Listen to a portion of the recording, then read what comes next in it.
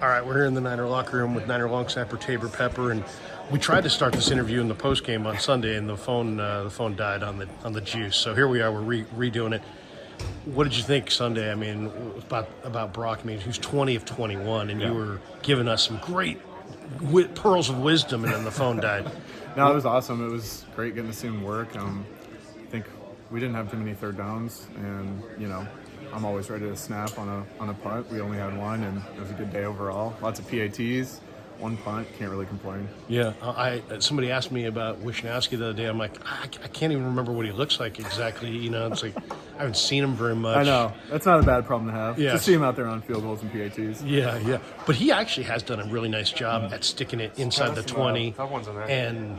And that, I mean, those are big plays. I mean, Sheffield downed it at the 1. Yep. That's a monster play in a game. And it's like special teams, it's more than just like, hey, something you're not doing when you're not doing offense and defense. It really determines wins and losses a lot of times. Yeah, it's awesome because special teams can really set up the defense and the offense to be in really good positions to score or to hold them. They had to drive 99 yards to score on that drive that we downed on the 1. And then Ray was awesome about getting a couple of the first downs on different drives and stuff on punt returns. So we take pride in that and setting up the offense and the defense to be able to do their job better. You're the long snapper. Do you only study the special team plan, or do you study the offensive plan, or do you study the defensive plan? Because, I mean, you're probably the emergency something, right? No? God, no. No way. No, I'm not. But, Are you aware of the offensive plan? To an extent. We have a meeting every Wednesday where Kyle goes over kind of just everything, and he talks about special teams, O and D. And so it's nice to be on the same page as everybody else. And I know Trent's talked about it before, but when Kyle talks to the team, it's like very informative, and I've learned more about football playing here than really any other time in my life. And it's really amazing because I get to watch games differently now too, which is a lot more fun.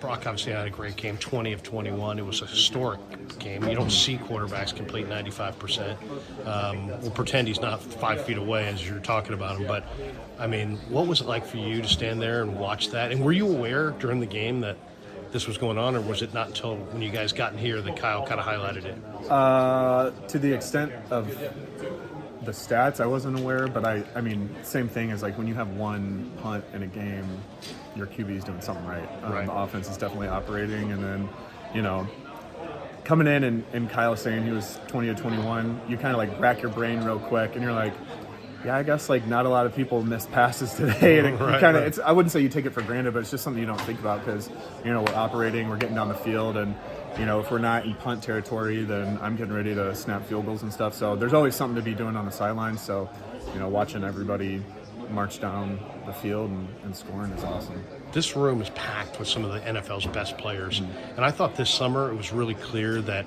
Ayuk, Debo, and Christian were all in phenomenal shape and looked like they were going to have great years. And here we are a month in, and sure enough, that's kind of what we're seeing. Those guys were great last year, but they've all three taken it to a different level and just lifted the entire offense with it. Have you seen that as well, or do you notice that? I think it's something that's kind of taken over the entire locker room's brain, and obviously those guys are stepping up, and I know Debo's talked about best shape he's been in, and even him coming in this summer, it was pretty evident.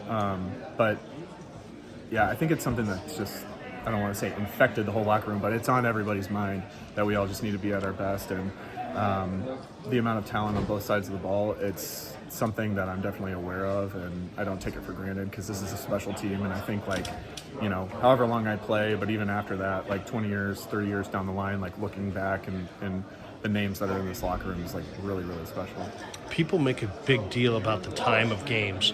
Oh, they're in the East Coast, 10 a.m. window, and like that would be a negative, let's say, for a West Coast team. Does it matter to you if you play at 10 a.m. in the East, 1 o'clock in the West? This game this week is going to be Sunday Night Football. Does it change anything about the vibe of the week, or you think the energy level for the team? I think little things like Sunday Night Football out here starts at like 5. Right. Which is, obviously 3 hours difference when you're getting ready and stuff during the week.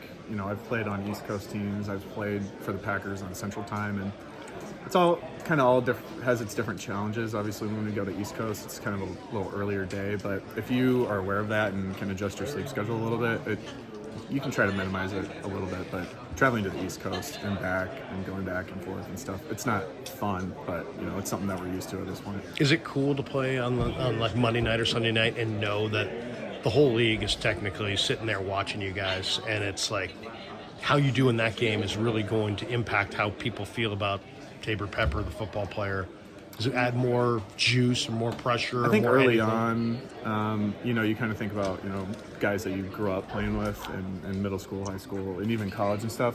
At this point, I get excited for it because of just the atmosphere more so than how many eyes are watching me, because stadiums always get a little extra juice on it, whether it's Thursday night, Monday night, Sunday night. So I get excited because the atmosphere is better. Dallas. This is a great rivalry, man. Fans get into it. The history of the franchises. What part of the country you grew up in? Illinois for a little bit, then Oklahoma for a little bit, then Michigan for a little bit. So I never really had an NFL team growing up. But Oklahoma's kind of cowboy country. Yeah, well, that was the one thing. My mom would never let me be a Dallas fan. She grew up a Bears fan. Barry Switzer was a cowboy. But, I mean, is it just another game for the players, or is it like... Because it's not just another game for the fans, and it's probably not just another game for the media, really. But for the players, is it just like, hey, you know what? It's one of 17, or is it like, you know what? There's a little bit more. I mean, it's not a college rivalry, but it's the next one. It's the next one on the schedule, but at the same time, they are a good team. People talk about them highly, and some of their stuff, it looks like it on TV, and we just got to attack it like every other week, and we haven't taken anybody lightly this year, and I think there's something about staying baseline that has helped us quite a bit. So we're not getting too high, not getting too low on anybody. Appreciate you. The last one. What do you do pregame to? I was just talking to John Kinlaw, and he's like, I like to listen to some music, put on the headsets, and get into that right mindset. Do you have a pregame routine, or do you just do something different every week? It's kind of the same. I listen to like a lot of different like live streamers, like whether they're playing video games or like talking politics or whatnot. I just try to keep like baseline as if I was coming in. There's a little more juice because it's a game, but I like to stay as baseline as possible, not get too. But it's not excited, music. It's either like sometimes spoken like word. I don't know. For the vast majority of warm-ups, I'll be listening to like almost like a podcast type deal, and then if I want to listen to some cool music, then I'll pop it on. But it's not like a set routine. Okay. And then you guys are walking out, you're getting ready to go. Is there a guy in here that gets people fired up? It seems like when you guys open the door, there's Trent and Debo walking out first, but it doesn't mean that those are the guys who are the leaders or getting guys. Who's like the guy, the tone-setting player in the room, in your mind? Well, after we get the come together as a team real quick, the specialists, we head out early, so we actually aren't involved in like the whole boombox stuff. So we get out, start getting a couple more warm-up kicks and punts and stuff. So I'd say everybody's pretty level-headed during pregame and stuff. But like I said, we're out early, so I don't really see a lot of the juice in the tunnel. Good luck Sunday, man. Appreciate your time. Thank you. Thanks, man.